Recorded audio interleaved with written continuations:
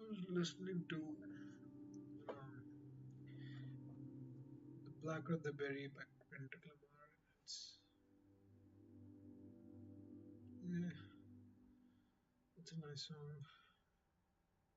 It is gonna be on it's, it's gonna be on a loop for a while now.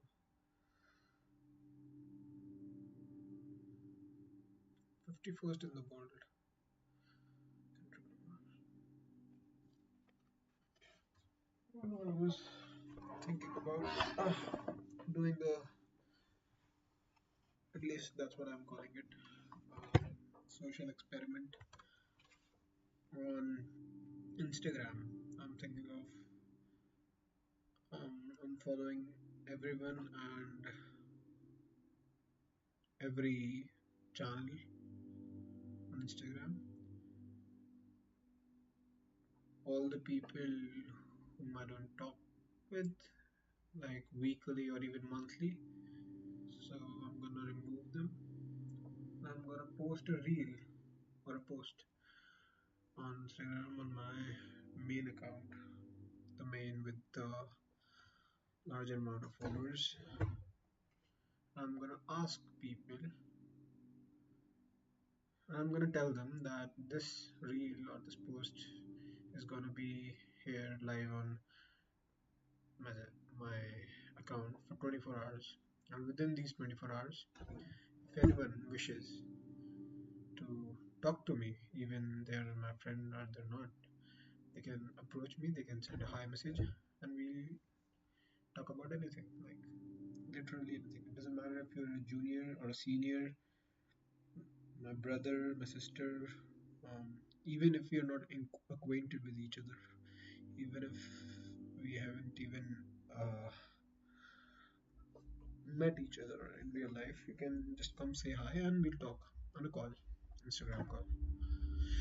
I'm gonna see how many people actually turn up because it's so vague and it's so weird that we have Instagram, I have a profile, I've got an account, and a lot of people whom I have never interacted with or I'm not interacting with are my followers and I'm following them back just because they followed me.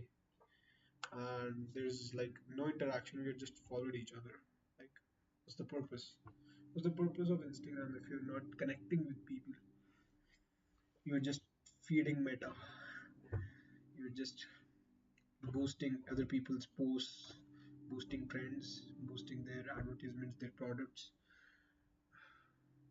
Like, it's a marketplace for them.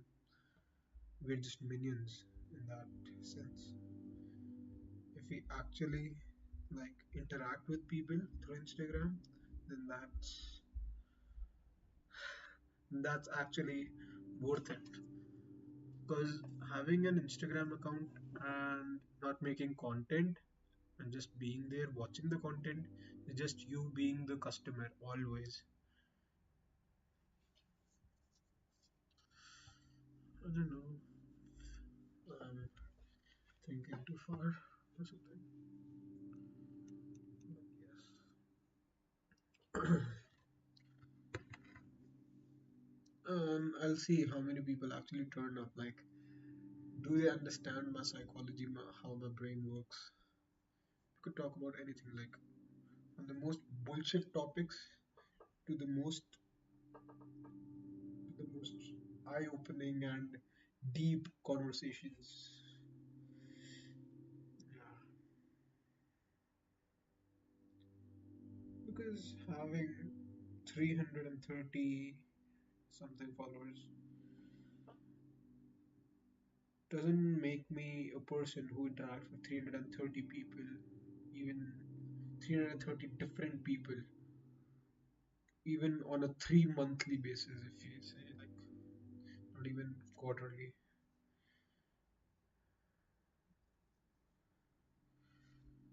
I don't think so. I interact with 330 different people.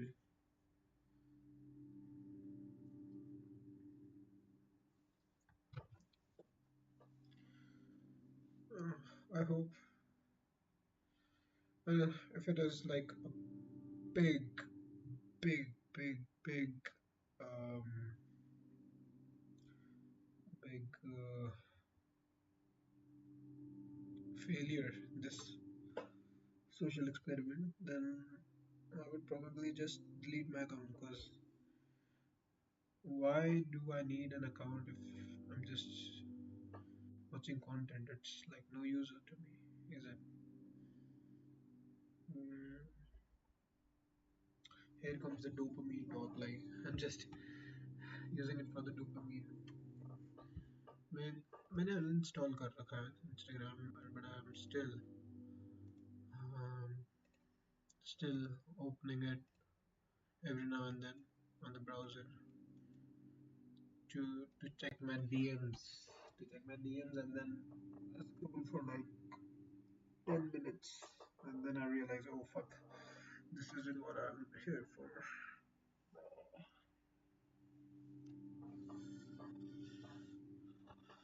Hmm.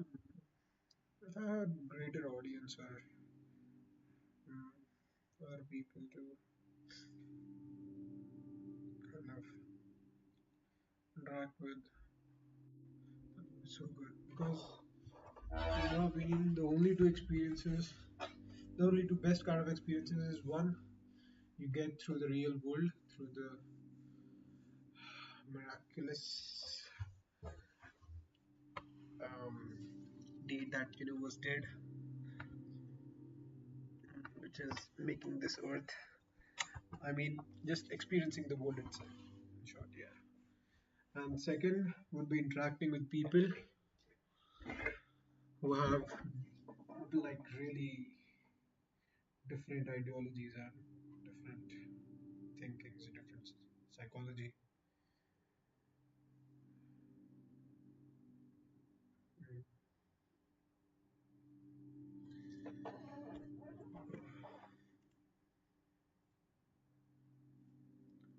what is it? Time camera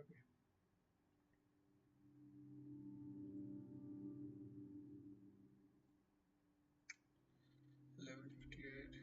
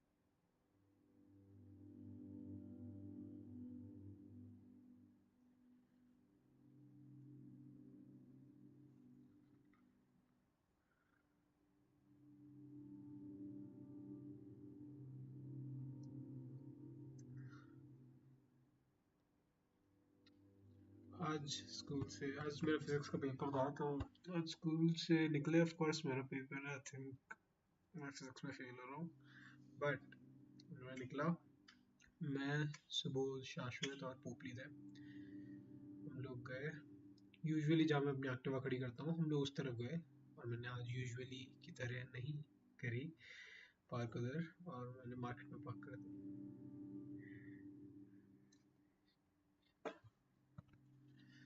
तो फिर हम garden से होते हुए उस तरफ जा रहे थे तो गार्डन से करते हुए हम लोगों ने वहाँ पर डेढ़ घंटा बकचोदी करी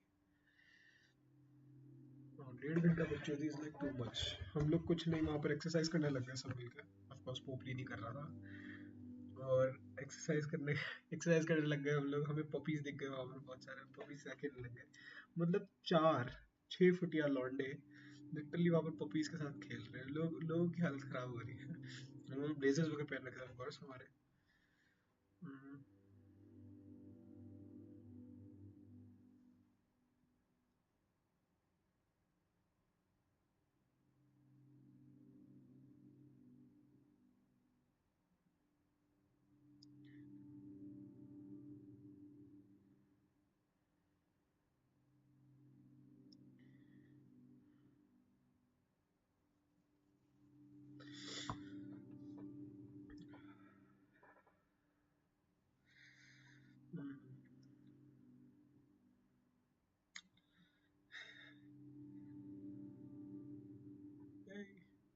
She said, "Do you love me?" I tell her only Polly. I only love my bed and my mom. I'm sorry. 50 to her.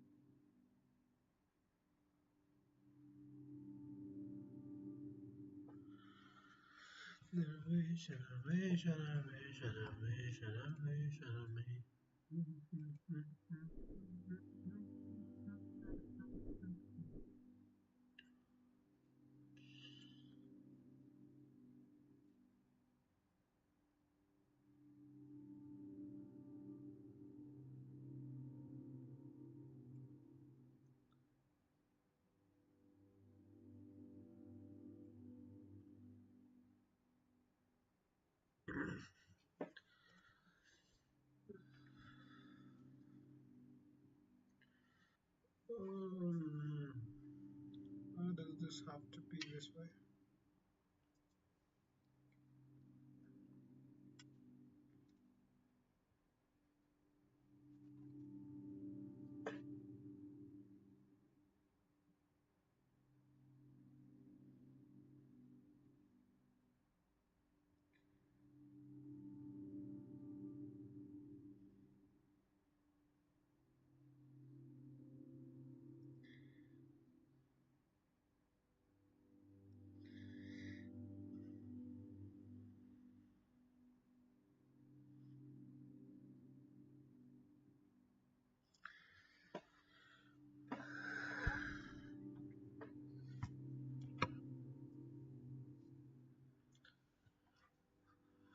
Fell asleep on the sofa. In dreams, he appeared as a cobra.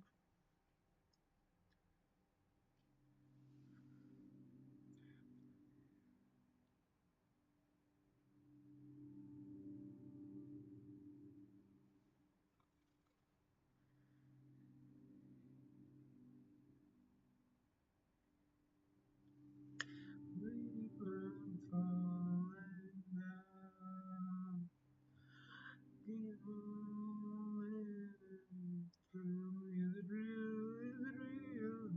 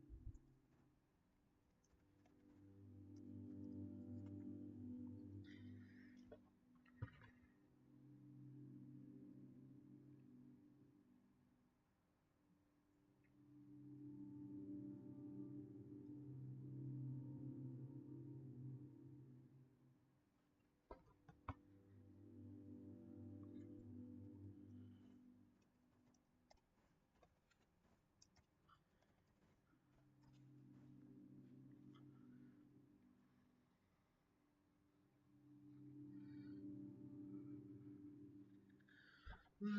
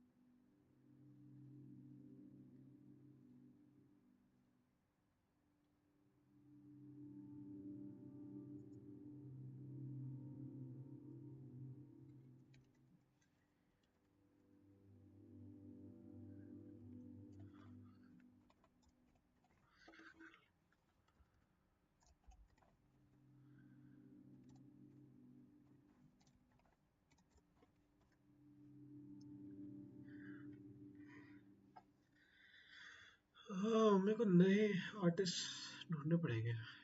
मैं बहुत ही ज़्यादा monotonous सा हो रहा हूँ अपने music taste के साथ।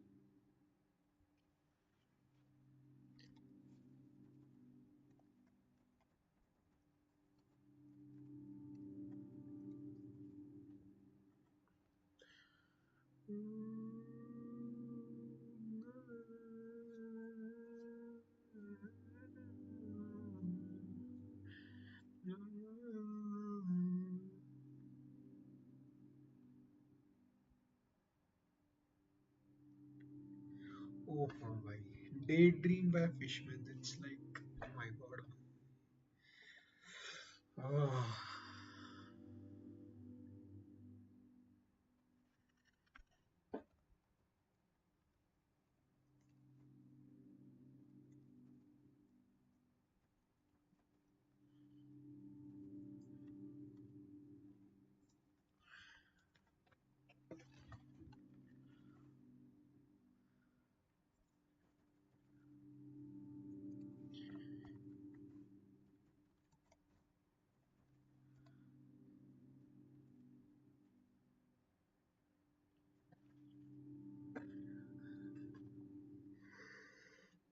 La, la, la, la, la,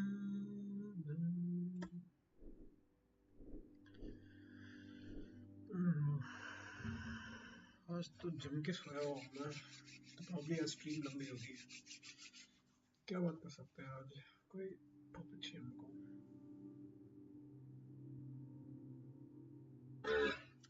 chat GPT. Chat GPT. अच्छा। फोन पे से यूज कर लेता हूँ।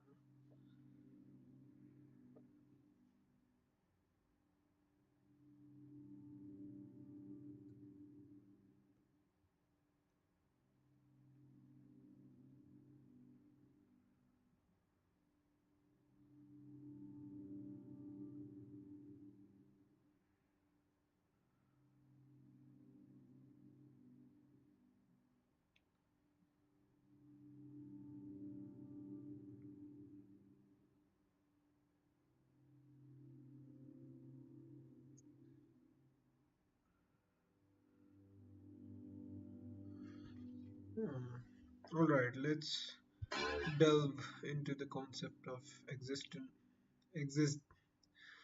existentialism and its philosophical exploration of individual existence, freedom, and the search for meaning in life.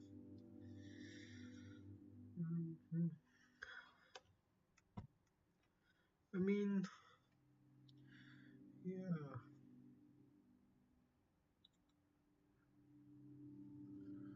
how I see everything in my mind is like one of the infinite many ways of seeing the things. But the sad part is, I can only see things in my way. Like, I can imagine through your perspective what you see, but I can't see what you can imagine. Like, can you, like, I can imagine what you can see, but I can't see what you can imagine. Like, how are you imagining things? Like, how do you think about different things? Like, what sort of level your brain works on, like, is a banana. It's very complicated.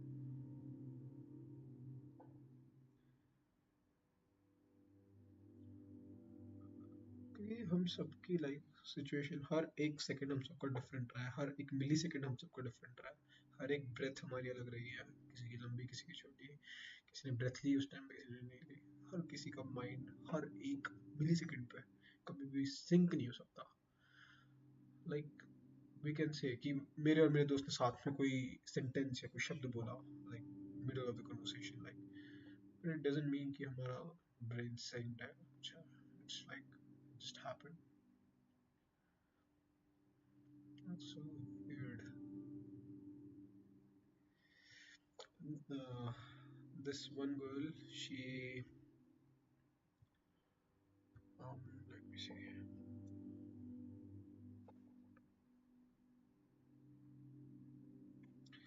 this one girl, she commented on my post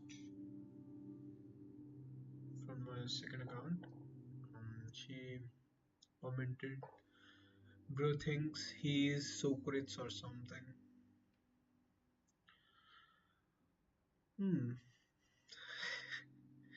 that's like her way of saying, fuck you, bro, you're so pretentious and you're so much, like, you're so pretentious about being a philosopher and seeing things differently. But girl, like, actually, I do things differently. I think about things differently. What was her name? Samira is house Kanam. Samira, I guess. She's my junior.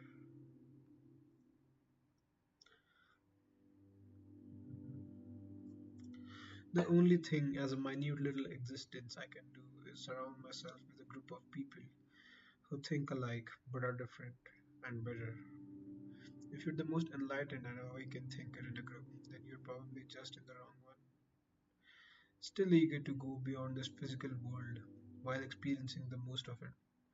The last thing I'd want is for my ideologies about anything to solidify as I grow old. Talking through human made language while typing in the same for a human made app to show the society which is built up on human made education system helping us to get human made jobs to earn human made idea of money, human made jobs to earn human made idea of money, like, yeah, is not why evolution made my existence. It wasn't something I was supposed to be a part of and be chained to it. Maybe I'm one step away from becoming more knowledgeable, and this whole universe, whatever this is, not a universe, I don't know.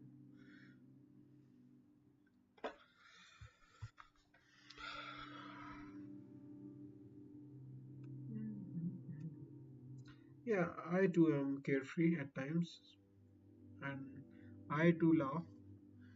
It's not like I'm always this depressed looking and always thinking about stuff. It's just everyone does these times, and I'm just depicting this very time of myself and not the other times.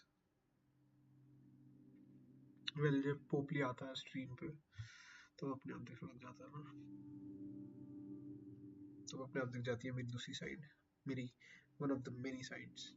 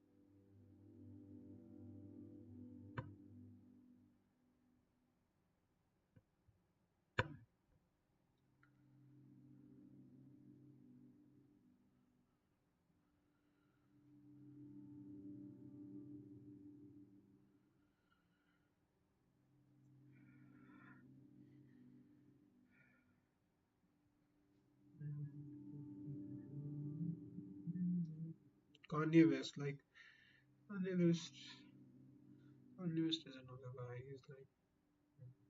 He's something.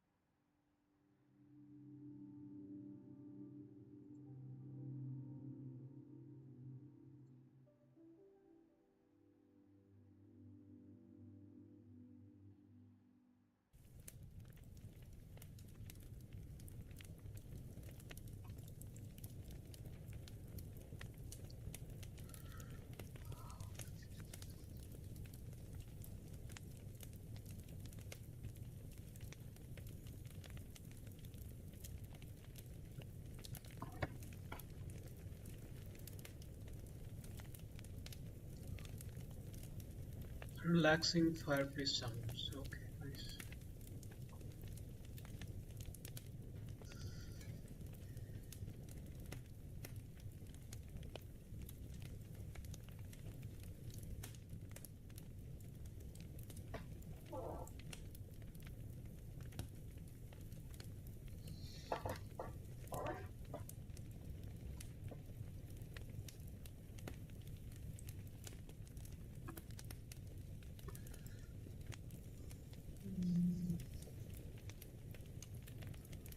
Learn how to trade.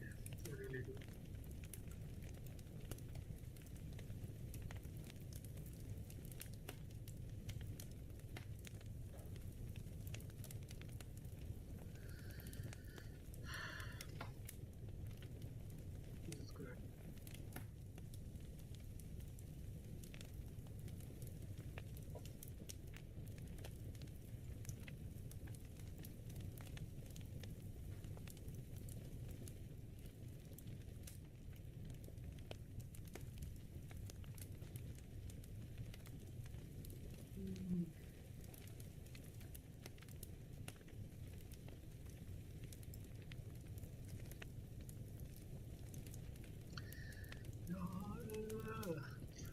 It's like so so amazing that इतनी universe जैसे भी बनाओ जैसे भी है मतलब like as a person I can only believe on the books and the knowledge I've been given by others. I'm just taking it for uh, you know for the word that the earth is revolving around the sun and uh, that the light is dispersed, uh, the diffraction and the dispersion of light it causes the change in color of the sky, all about physics and everything. All I can do is believe them. And however this universe and this earth might be made and how this society might have been formed, I think I'm born a little early, a little too early, but still in the era of development and privileges, I've been born. And there are so many people, there are so many people to interact with, to have a talk with. It's 12:24, you know. Let's see how it's 12:24. Yeah. So just imagine at 12:24 I'm calling a random person. Hey, hey, you wanna talk? Like out of the blue. And they're like, yeah man, I was just awake. Uh, I too myself wanted to talk. We don't know what we want to talk about, but we just are gonna talk. That's like, I think, a beautiful way to put it.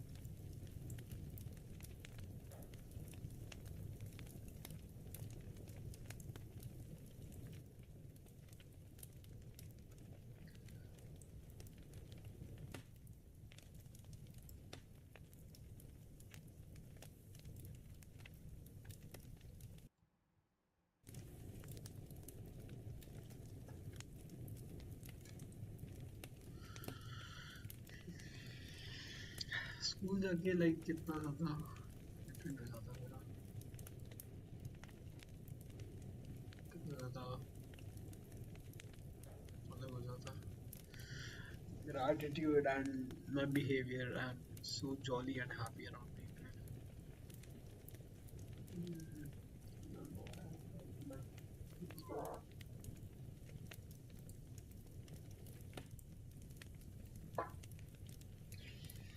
oh fuck man. I want to learn things, but from people directly. Or interact with people. लेकिन on the contradictory, I'm not really interacting with my tuition peers. I don't think I'm kind of like um I don't think we're matching our vibe. I know like matching a vibe is a bullshit idea itself. कि मेरी vibe match नहीं हो रही इसलिए हम friends नहीं हैं. But like I am on a talking basis with them, but I haven't shared my number with them. I'm not in their group, their WhatsApp group. I haven't followed them on Instagram. I don't think one of no. I think yeah. I know everyone's name, but yeah. Mhm. There's a beautiful cat.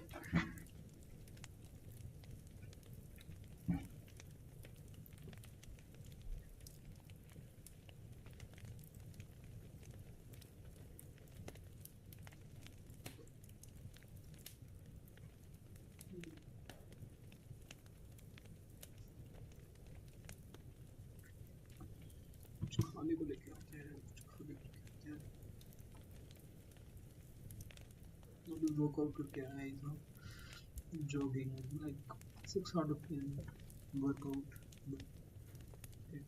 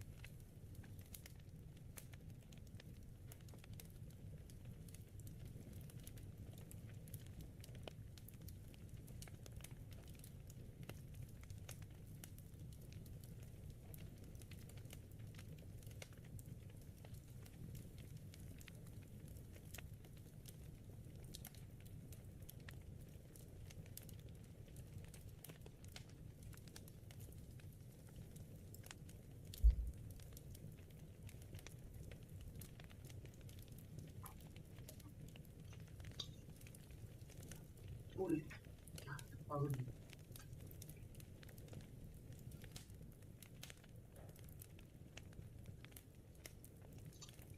पागल।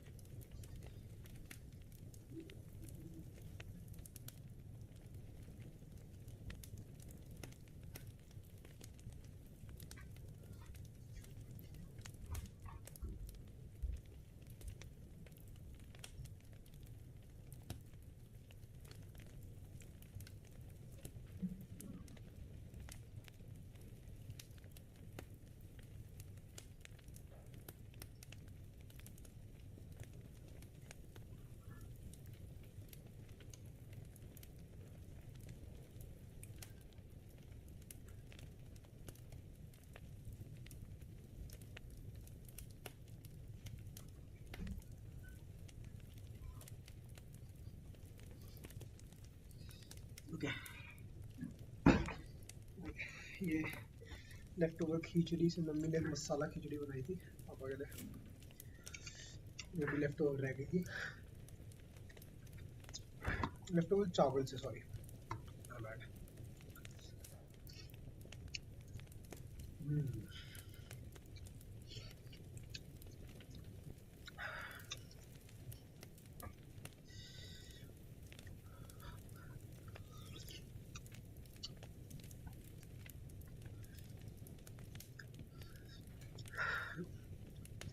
ASMR stream बन गई है।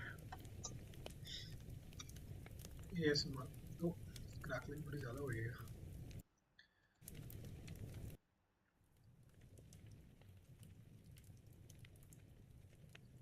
ASMR and mukbang stream।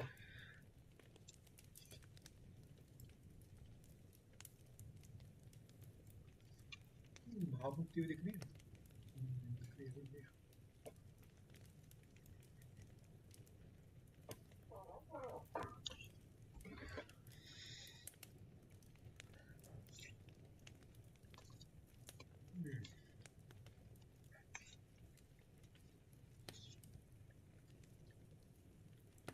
हल्का सा ठंडा होने देता है।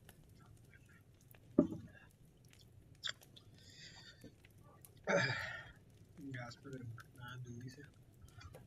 हल्का सा नींबू और नमक और डाला।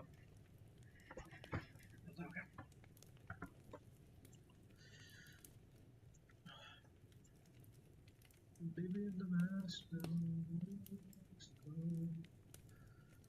baby in the best girl, best girl.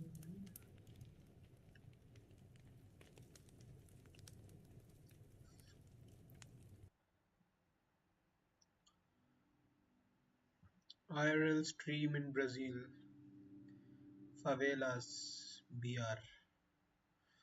I show speed 51K watching. Oh my god, that's nice.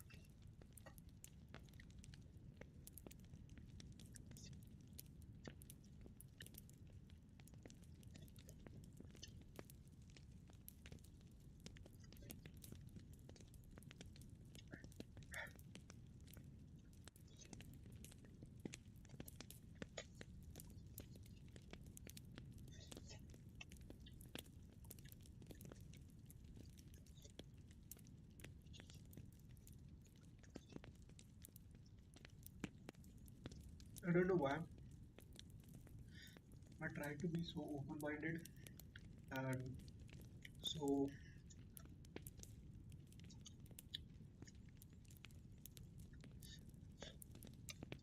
so open, I guess. But somehow I manage to hate on Punjabi culture and Punjabi people. I don't know why. In my mind, I don't actually say it out loud. I do sometimes, but I do in the back of my mind sometimes. Yeah, like why is every single one of them in an angry mood? Like why do they have to give a death stare or like I'm gonna punch you if you come here?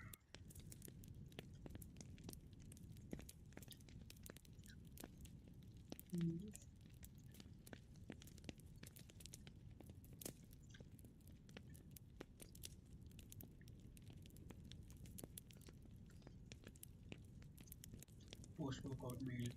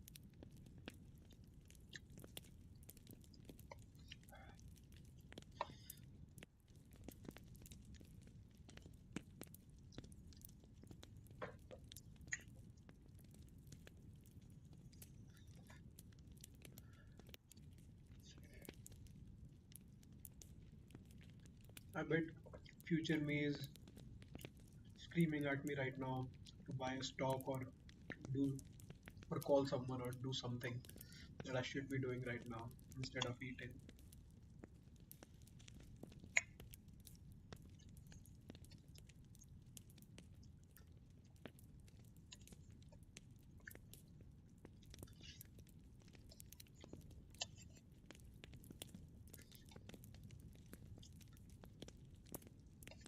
I'm a weird person. I really am.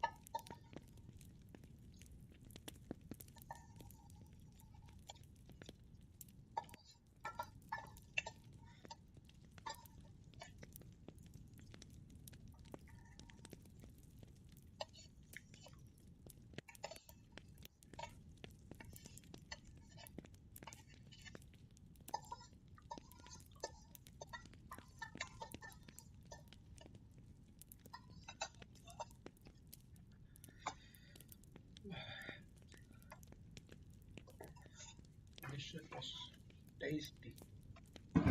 Yummy, yummy.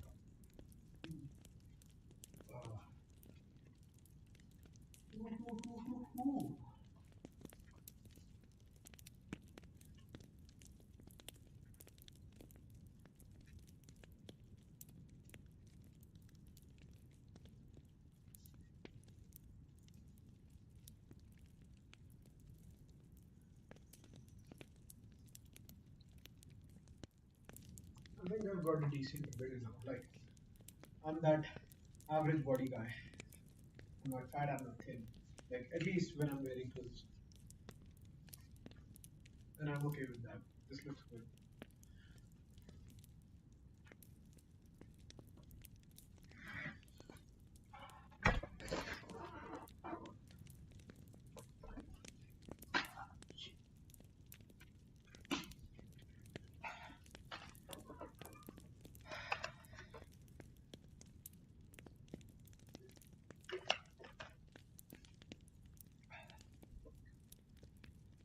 Heavy the Paris. पोटली को add करें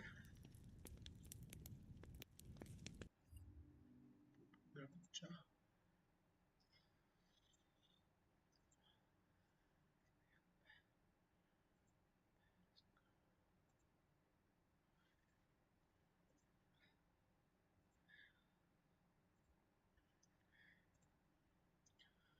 पोपा पोपा मेरा बच्चा आजा।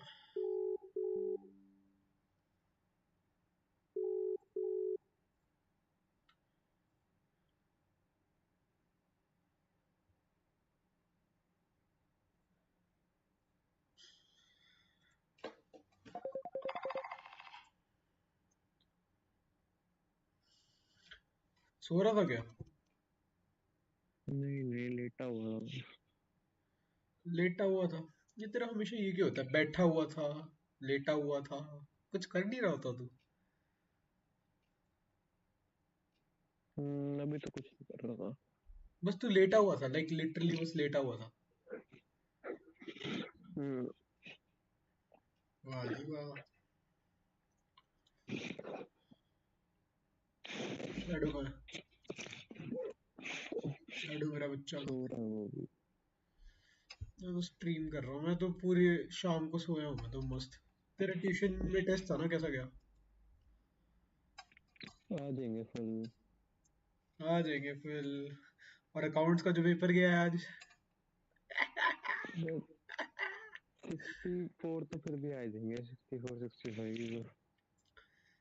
64 65 चल ये भी ठीक ही है, मेरे फेल से तो बहुत बेटर है। मेरे को 7 नंबर का आता था, अगर 10 कर लेता तो 70 आ जाते हैं। छोड़ो क्या करे। तेरा टाइम बचा कैसे नहीं है? इतना तो टाइम था भाई। मैं तो मेरे को तो कुछ आता नहीं था, तो मेरा तो बहुत ज्यादा टाइम बचा हुआ था। पता नहीं भाई, मैंने तो पूरा फोकस किया, सारे क्वेश्चन स्टेप बाय स्टेप सारे ढंग से करे। आखिरी आधे घंटे में देखा था मैंने, पूरा सेक्शन भी पढ़ा हुआ है जो मेरी माँ चुद गई।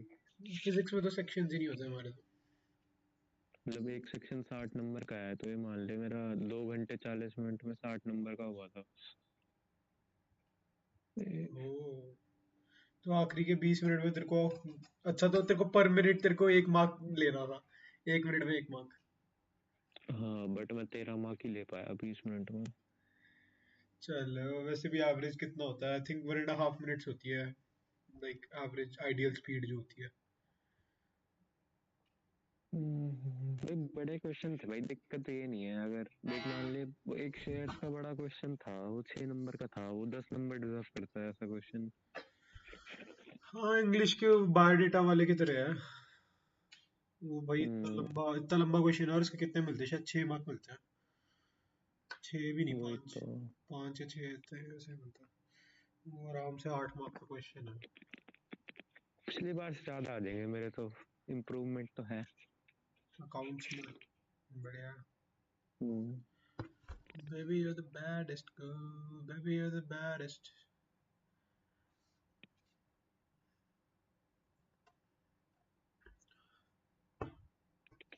मैं स्ट्रीम कर रहा हूँ, मैं तो बैठा बैठा। करो करो। मैं कोशिश कर रहा हूँ। तू कब तक जगा हुआ है?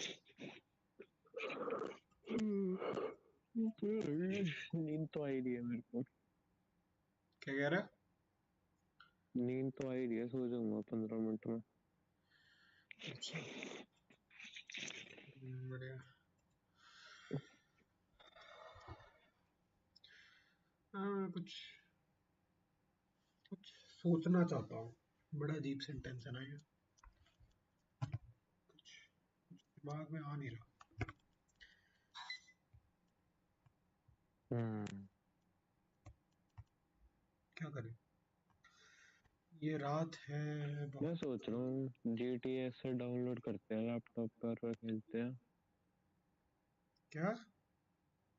मैं सोच रहा हूँ GTA से डाउनलोड करते हैं फिर खेलते हैं। GTA कहाँ डाउनलोड करते, कौन सी? GTA ऐसे डाउनलोड करते हैं फिर खेलते हैं, मैं तो तेरे सैन को एंड्रियास बोल दे, ऐसे ऐसे करे जा रहा है चूतिया। सैन अब एंड्रियास ऐसे सैन तुझसे मैंने एंड्रियास 2 बार है पूछ लिया ही। फिर भी ऐसे ऐसे बोल रहा है, अभी मेरे को समझ ही नहीं आ रहा, जीटीएस बोले जा रहा है।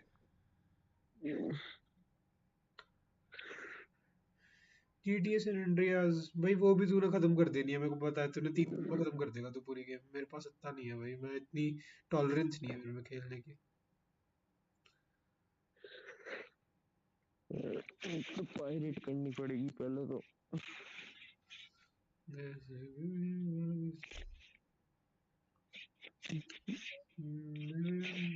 अभी तेरे पास डेफिनेटिव एडिशन तो है नेटफ्लिक्स वाला। वो तो उस पे है ना, नेटफ्लिक्स पे है। हाँ, फोन पे है ना लेकिन वो तो। हम्म।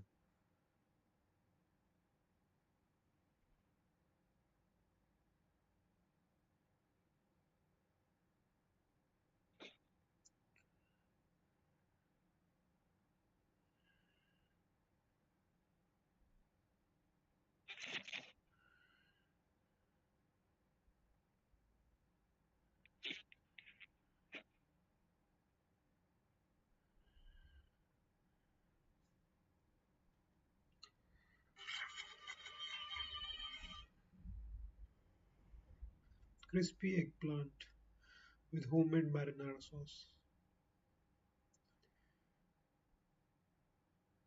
है। कुछ नहीं।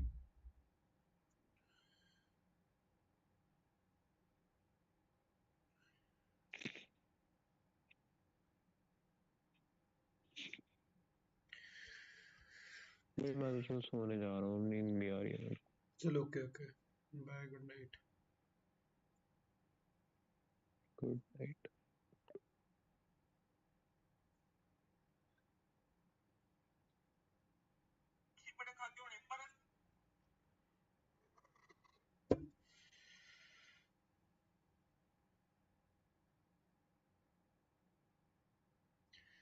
Baby you're the baddest girl।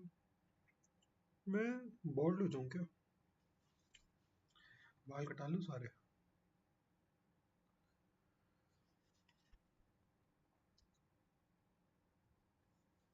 hmm. I don't know why।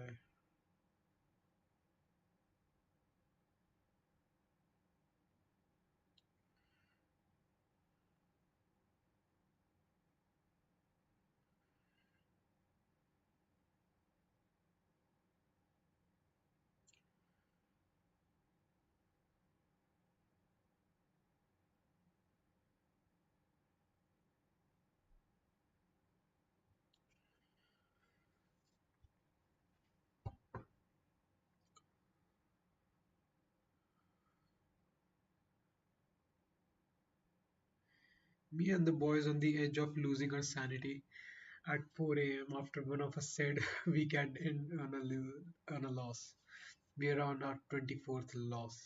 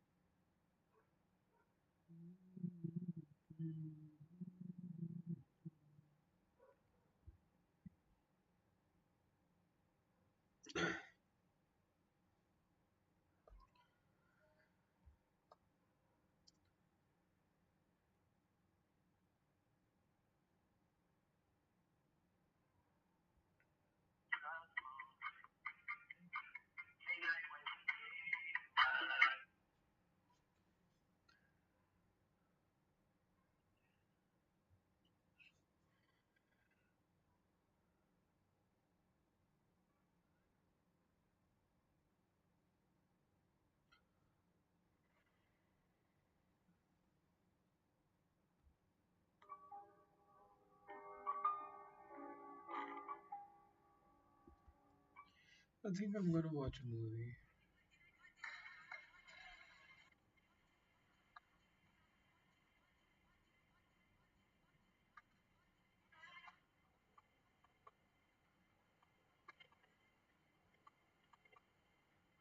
24-year-old powerlifter made $1.5 million off of pranking bodybuilders. Gym cleaner prank, which have got him over 8 million followers on Instagram, and he makes thousands of dollars per sponsorship.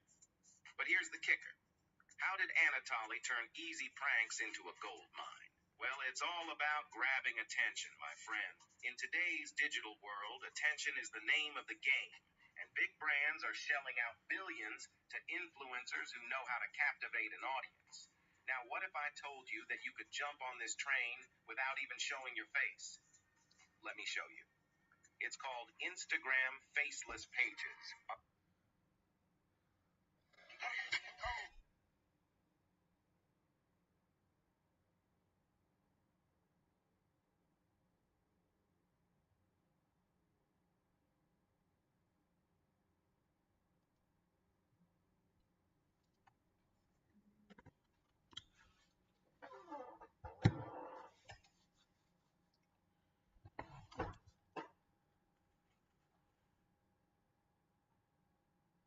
What what movie do I want to watch?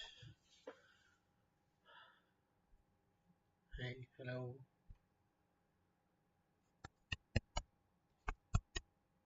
Yeah, anyone? Hello.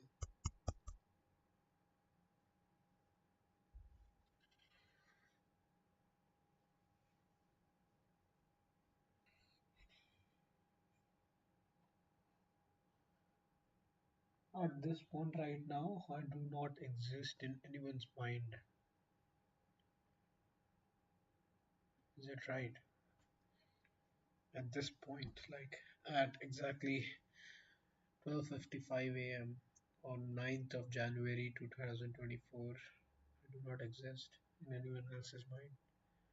I'm just plainly existing in my room with an air purifier and a laptop and a phone. Hmm, maybe I am a little psychotic, but am I a little psychotic if I'm self aware?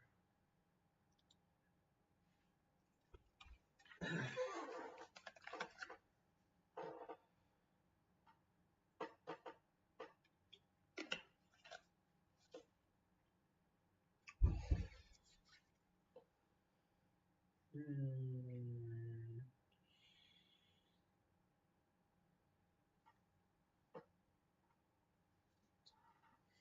I want to feel tired and I just want to lay on the bed, warm and comfy. But also want to run and jog in 0 degrees while it's raining, shirtless in my shorts.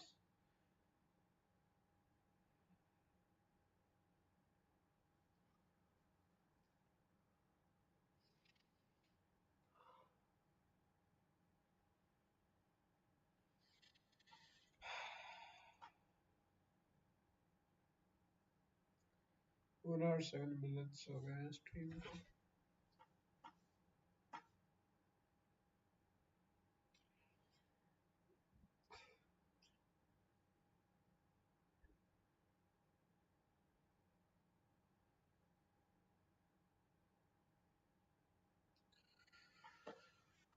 Oh, I want to learn something. Shit. Should I read a book? Maybe I'll fall asleep then. I'm already yawning. Oh my god, भाई. Book read करने के नाम से कितनी ज़्यादा फकती है मेरी life. You know what? Fuck this shit. Pretend कब तक करते रहेंगे कि मैं novels पढ़ता हूँ in front of computers. Stephen Hawking. Stephen Hawking बोल रहा हूँ literally. Stephen Hawking. Brief answers to the big questions. Is there a God? How did it all begin? Can we predict the future? What is inside a black hole? Is there other intelligent life in the universe? Will artificial intelligence outsmart us? How do we shape the future? Will we survive on Earth? Should we colonize space? Is time travel possible? Fuck you. It's that easy. Okay, let me.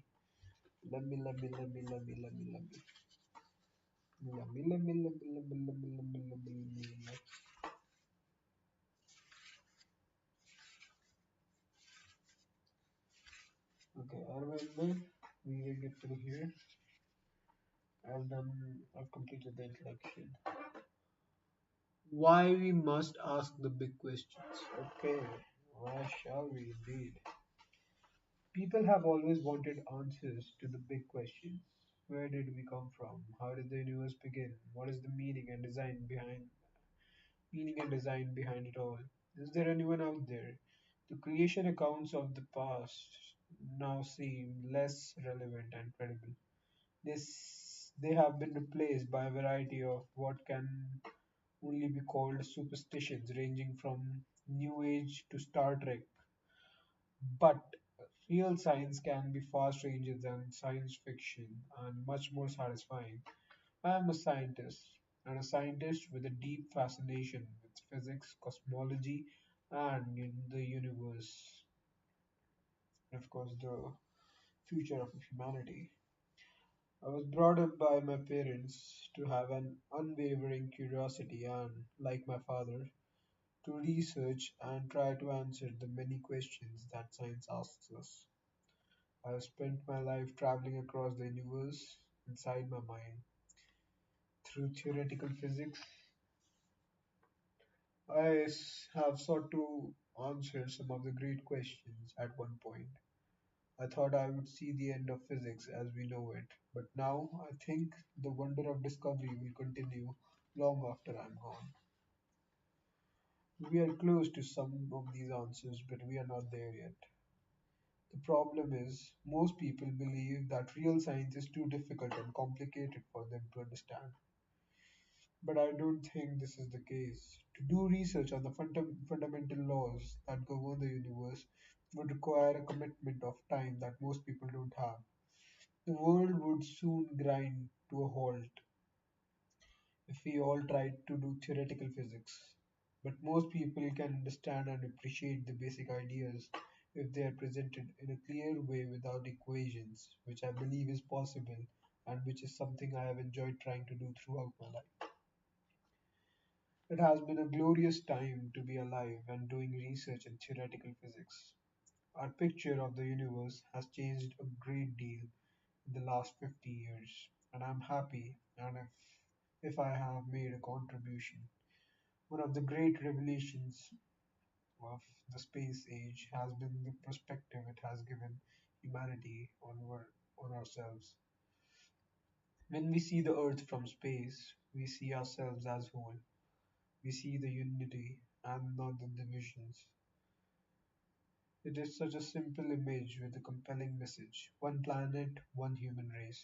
I want to add my voice to those who demand immediate action on the key challenges for our global community.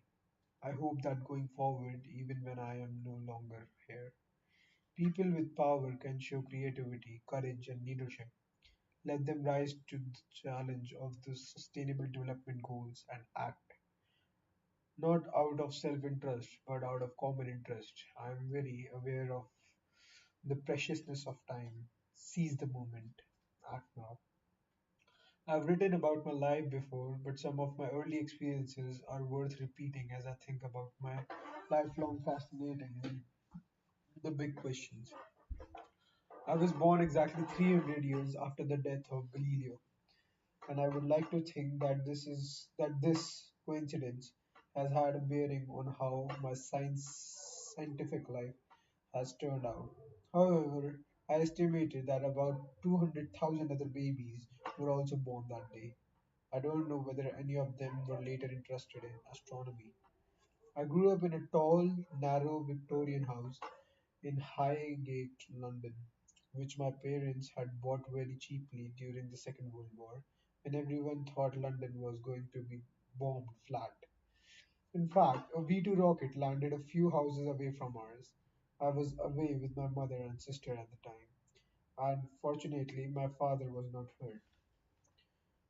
For years afterwards, there was a large bomb site down the road in which I used to play with my friend Howard. We investigated the results of the explosion with the same curiosity that drove me my whole life. In 1950, my father's place of work moved to the northern edge of London, to the newly constructed National Institute of Medical Research in Mill Hill. So my family relocated to the cathedral city of St. Albans nearby. I was sent to the high school for girls, which, despite its name, took boys up to the age of 10. Later, I went to St. Albans School. I was never more than about halfway up the class. It was a very bright class, but my classmates gave me the nickname Einstein, so presumably they saw signs of something better. When I was 12, one of my friends bet another friend a bag of Swiss that I would never come to anything. I had 6 or 7 close friends in St. Albans, and I remember having long discussions and arguments about everything, from radio controlled models to religion. One of the big questions we discussed was the origin of the universe and whether it required a god to create it and set it going. I had heard that light from distant galaxies was shifted towards the red end of the spectrum, and this was supposed to indicate that the universe was expanding. But I was sure there must be some other reason for the red shift. Maybe light got tired and more red on its way to us. An essentially unchanging and everlasting universe seemed so much natural. It was only years later, after the discovery of the cosmic microwave background, about 2 years into my PhD research, that I realized I had been wrong. I was always very interested in how things operated, and I used to take them apart to see how they worked. But I was not so good at putting them back together again. My practical abilities never matched up to my theoretical qualities. My father encouraged my interest in science and was very keen that I should go Oxford or Cambridge. He himself had gone to University College, Oxford, so he thought I should apply there. At the time, University College had no fellow in mathematics, so I had little opinion but to try for a scholarship in natural science.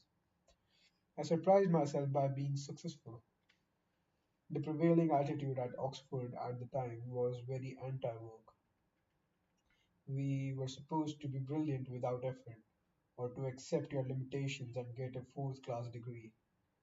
I took this as an invitation to do very little. I'm not proud of this, I'm just describing my attitude at the time, shared by most of my fellow students. One result of my illness has been to change all that. When you are faced with the possibility of an early death, it makes you realize that there are lots of things you want to do before your life is over. Because of my lack of work, I had planned to get through the final exam by avoiding questions that required any factual knowledge and focus instead on the problems in theoretical physics. But I didn't sleep the night before the exam, so I didn't do very well. I was on the borderline between first and second class degree, and I had to be interviewed by the examiners to determine which I should get. In the interview, they asked me about my future plans. I replied that I wanted to do research. Uh, if they gave me a first, I would go to Cambridge. If I only got a second, I would stay in Oxford. They gave me a first. In the long vacation following my final exam, the college offered a number of small travel grants. I thought my chances of getting one would be greater the further I proposed to go. So I said I wanted to go to Iran in the summer of 1962. I set out, taking a train to Istanbul, then on Erzurum in eastern Turkey, then to Tabriz, Tehran, Isfahan, Shiraz, and Persepolis, the capital of the ancient Persian kings. One of my home, I and my traveling companion Sheen were caught in the Buin Zara earthquake, a massive 7.1 Richter quake that killed over 12,000 people. I must have been near the epicenter, but I was unaware of it because I was ill and in a bus that was bouncing around on the Iranian roads that were then very uneven. We spent the next several days in Tabriz. When I recovered from severe dysentery and from a broken rib sustained on the bus when I was thrown against the seat in front, still not knowing of the disaster because we didn't speak Farsi. It was not until we reached Istanbul that we learned what happened. I sent a postcard to my parents, who had been anxiously waiting for 10 days, because the last they had heard, I was leaving Tehran for the disaster region on the day of the quake. Despite the earthquake, I have many fond memories of my time in Iran. Intense curiosity about the world can put one in harm's way. But for me, this was probably the only time in my life that this was true. I was 20 in October 1962 when I arrived in Cambridge at the Department of Applied Mathematics and Theoretical Physics. I had applied to work with Fred Hoyle, the most famous British astronomer of the time. I say astronomer because cosmology then was hardly recognized as a legitimate field. However, Hoyle had enough students already, so to my great disappointment, I was assigned to Dennis Shyama, Shia, Shyama, Shyama, Shyama, Shema, Sheme, of whom I had not heard. But it was just as well I hadn't been a student of oil, because I would have been drawn into defending his steady state theory, a task which would have been harder than negotiating Brexit. I began my work by reading old textbooks on general relativity as ever, drawn to the biggest questions, as some of you may have seen from the film in which Eddie Redmayne plays a particularly handsome version of me in my third year at Oxford. I noticed that I seemed to be getting clumsier. I fell over once or twice and couldn't understand why. And I noticed that I no longer row a sculling boat properly. It became clear something was not quite right, and I was somewhat disgruntled to be told by a doctor at the time to lay off the beer. The winter after I arrived in Cambridge was very cold. I was home for the Christmas break when my mother persuaded me to go skating on the lake in St. Albans, even though I knew I was not up to it. I fell over and had great difficulty getting up again. My mother realized how something was wrong and took me to the doctor. I spent weeks in St. Bartholomew's Hospital in London and had many tests. In 1962, the tests were somewhat more primitive than they are now. A muscle sample was taken from my arm, I had electrodes stuck into me, and radio opaque fluid was injected into my spine, which the doctors watched going up and down on x-rays as the bed was tilted.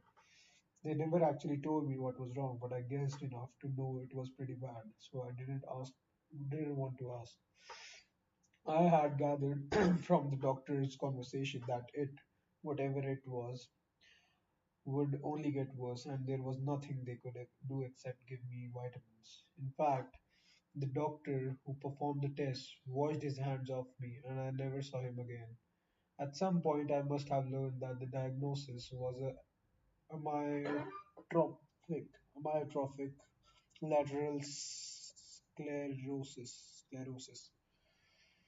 a type of motor neuron disease in which the nerve cells of the brain and spinal cord atrophy and then scar or harden. I also learned that people with this disease gradually lose the ability to control their movements, to speak, to eat, and eventually to breathe. My illness seemed to progress rapidly. Understandably, I became depressed and couldn't see the point of continuing to research my PhD because I didn't know if I would live long enough to finish it. But then the progression slowed down, and I had a renewed enthusiasm for my work after my expectations had been reduced to zero. Every new day became a bonus, and I began to appreciate everything I did have. While there's life, there while there's life, there's hope. And of course, there was also a young woman called Jane whom I had met at a party. She was very determined to that together we could fight my condition. Her confidence gave me hope. Getting engaged lifted my spirits, and I realized if we were going to get married, I had to get a job and finish my PhD. And as always, those big questions were driving me. I began to work hard and enjoyed it. To support myself during my studies, I applied for a research fellowship at Gonville and Coys College. To my great surprise, I was elected and have been a fellow of Coys ever since. The fellowship was a turning point in my life. It meant that I could continue my research despite my increasing disability. It also meant that Jane and I could get married, which we did in July 1965. Our first child, Robert, was born after we had been married about 2 years. Our second child, Lucy, was born about 3 years later. Our third child, Timothy, would be born in 1979. As a father, I will try to instill the importance of asking questions always. My son Tim once told me a story in an interview about asking a question which I think at the time he worried was a bit silly. He wanted to know if there were lots of tiny universes dotted around. I told him never to be afraid to come up with an idea or a hypothesis, no matter how daft, his words not mine, it might seem. The big question is in cosmology in the early 1960s was, did the universe have a beginning? Many scientists were instinctively opposed to the idea because they felt that a point of creation would be a place where science broke down. One would have to appeal to religion and the hand of God to determine how the universe would start off. That was clearly a fundamental question, and it was just what I needed to complete my PhD thesis. Roger Penrose had shown that once a dying star had contracted to a certain radius, there would be inevitably be a singularity. That is, a point where space and time came to an end. Surely, I thought we already knew that nothing could prevent a massive cold star from collapsing under its own gravity until it's reached a singularity of infinite density. I realized that similar arguments would be applied to the expansion of the universe.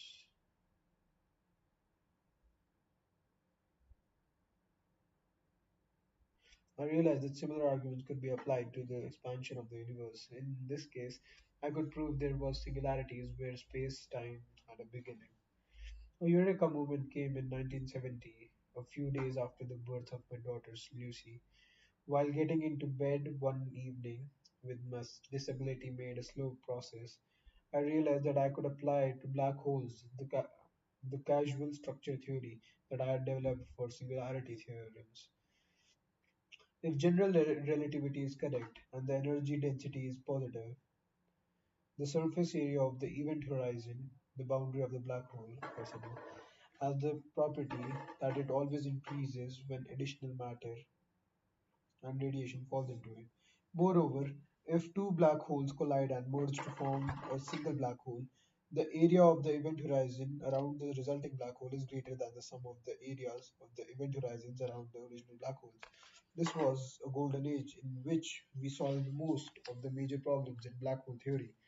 Even before there was any observational evidence for black holes, in fact, we were successful with the classical general theory of relativity that I was a bit of a loose end. But I was at a bit of a loose end in 1973 after the publication with George Ellis of our book, The Large Scale Structure of Space-Time. My work with Penrose had shown that general relativity broke down at the singularities.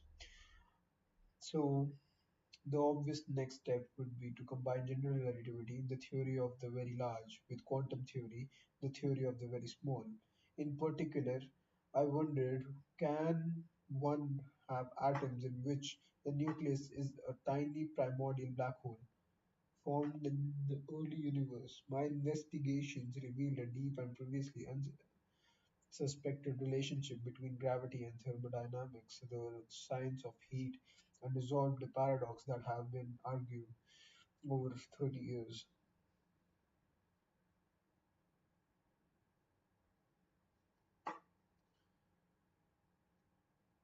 How could the radiation left over from a shrinking black hole carry all the information about what made the black hole? I discovered the information is not lost, but it is not returned in a useful way.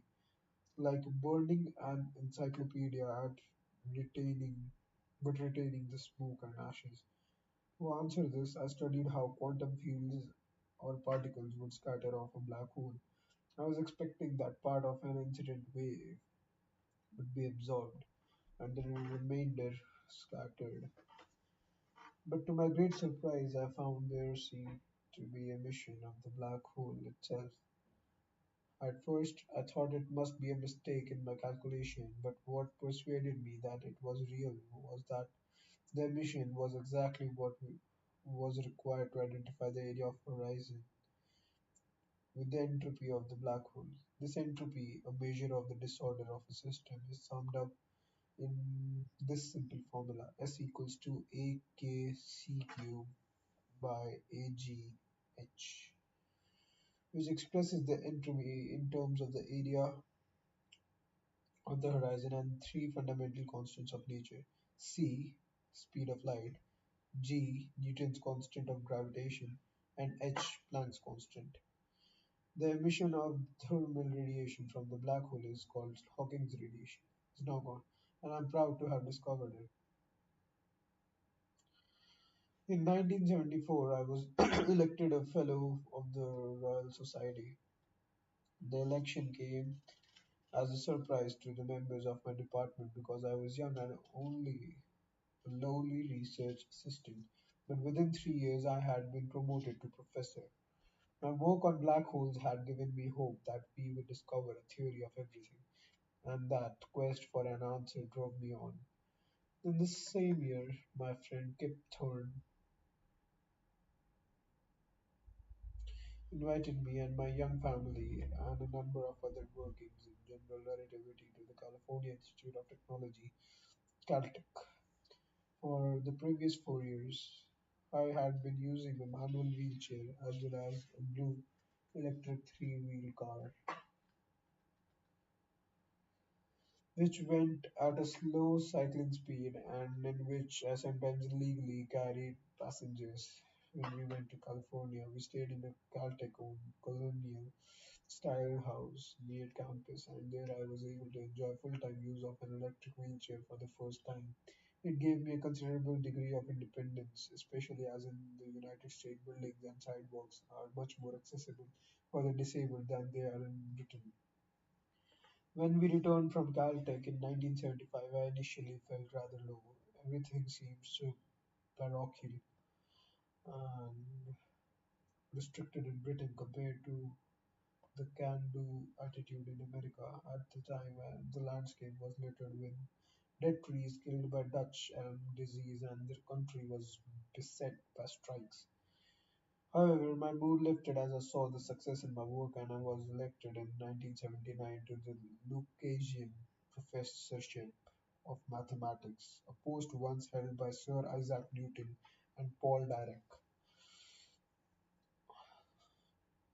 During the 1970s, I had been working mainly on black holes, but my interest in cosmology was renewed by the suggestion that the early universe had gone through a period of rapid inflationary expansion in which its size grew at an ever increasing rate, like the way prices have increased since the UK's Brexit vote.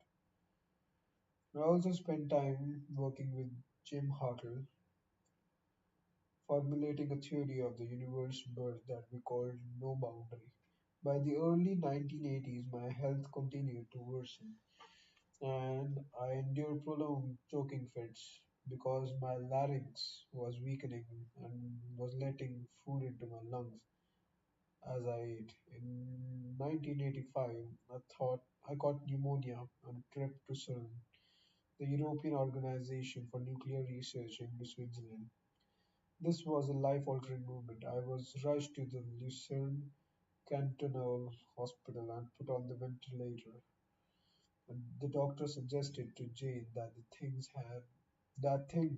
had progressed to the stage where nothing could be done, and they turned off my ventilator to end my life. But Jane refused and had me flown back to Edinburgh's hospital in Cambridge by air ambulance. As you may imagine, this was a very difficult time, but thankfully, the doctor at Edinburgh's tried hard to get me back, and how I had been before the visit to Switzerland. However, because my larynx was still allowing food and saliva into my lungs, they had to perform a tracheostomy. As most of you will know, a tracheostomy, as most of you will know, a tracheostomy takes away the ability to speak. Your voice is very important. If it is slurred, as mine was, people can think you are mentally deficient and treat you accordingly. Before the tracheostomy, my speech was so indistinct that only people who knew me well could understand me. My children were among the few who could do so. For a while after the tracheostomy, the only way I could communicate was to spell out words, letter by raising my eyebrows when someone pointed to the right letter on a spelling card. Luckily, a computer expert in California named Walt, Waltzos, Waltos heard of my difficulties. He sent me a computer program he had written called Equalizer. This allowed me to select whole words from a series of menus on the computer screen on my wheelchair by pressing a switch in my hand. Over the years since then, the system has developed. Today, I use a program called ASAT, developed by Intel, which I control by a small sensor in my glasses via my cheek movements. It has a mobile phone which gives me access to the internet. I can claim to be the most connected person in the world. I have kept the original speech synthesizer I had. However, partly because I haven't heard one with better phrasing, and partly uh, because by now I identify with this voice, despite its American accent. I first had the idea of writing a popular book about the universe in 1982, around the time of my No Boundary work. I thought I might make a modest amount to help support my children at school and meet the rising costs of my care. But the main reason was that I wanted to explain how far I felt we had come in our understanding of the universe, how we might be near finding a complete theory, and would describe the universe and everything in it. Not only is it important to ask questions and find the answers, as a scientist, I felt obligated to communicate with the world what we are learning, what we were learning. Appropriately enough, A Brief History of Time was first published on April Fool's Day in 1988. Indeed, the book was originally meant to be called From the Big Bang to Black Holes, a short history of time. The title was shortened and changed to Brief, and the rest is history.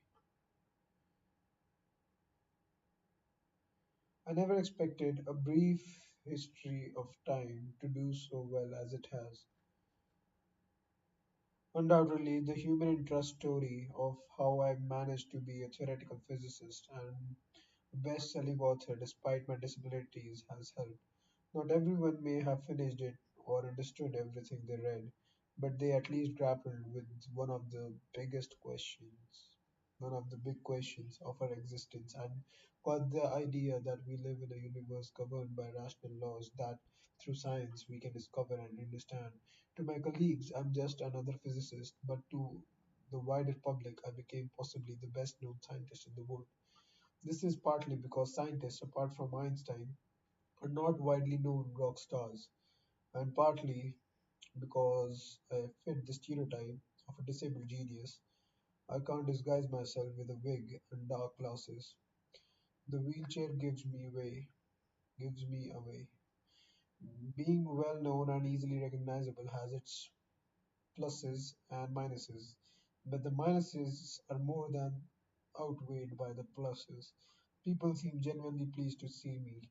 I even had my biggest ever audience when I opened the Paralympic Games in London in 2012. What was your dream when you were a child, and did it come true? I wanted to be a great scientist. However, I wasn't a very good student when I was at school and was rarely more than halfway up my class. My work was untidy and my handwriting was not very good, but I had good friends at school and we talked about everything and specifically the origin of the universe.